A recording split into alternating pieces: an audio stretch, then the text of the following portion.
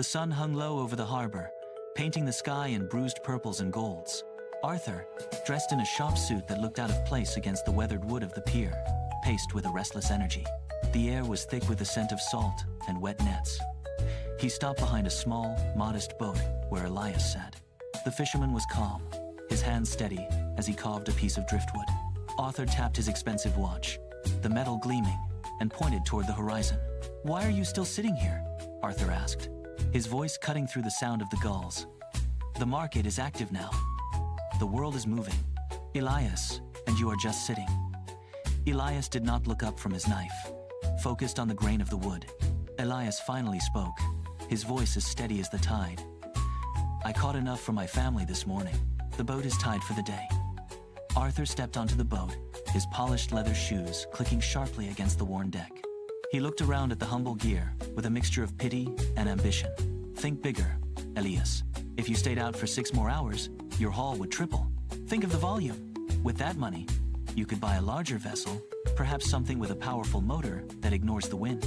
Elias stopped carving for a moment, smoothing the wood with a calloused thumb. "And then?" he asked quietly. Arthur gestured wildly toward the open sea. "Then you hire 3 men to fish for you. You expand your reach. You open a cannery in town. You become the largest supplier in this entire region. You build an empire from these scales and nets." Elias looked at the wood in his hand. "And then?" he repeated. Arthur leaned in, his voice rising with an infectious excitement. "Then you sell the company for millions.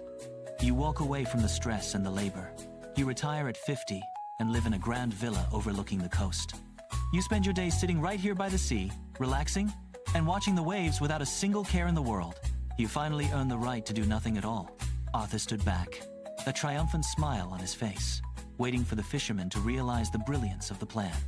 He could almost see the villa in his own mind, the ultimate reward for a life of constant movement. Elias finally looked up.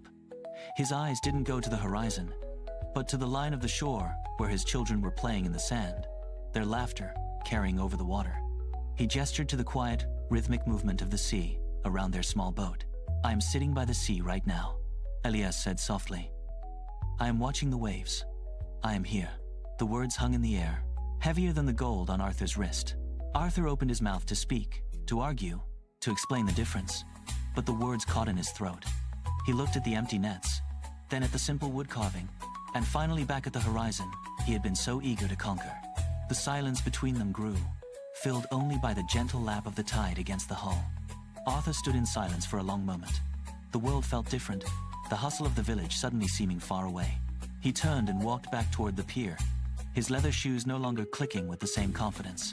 He reached into his pocket and felt his phone. But it remained silent, no longer a tether to a world of endless growth. He walked toward the village, leaving the fisherman and his piece of driftwood behind. The sun finally dipped below the edge of the world, and for the first time in years, Arthur didn't check the time. He just listened to the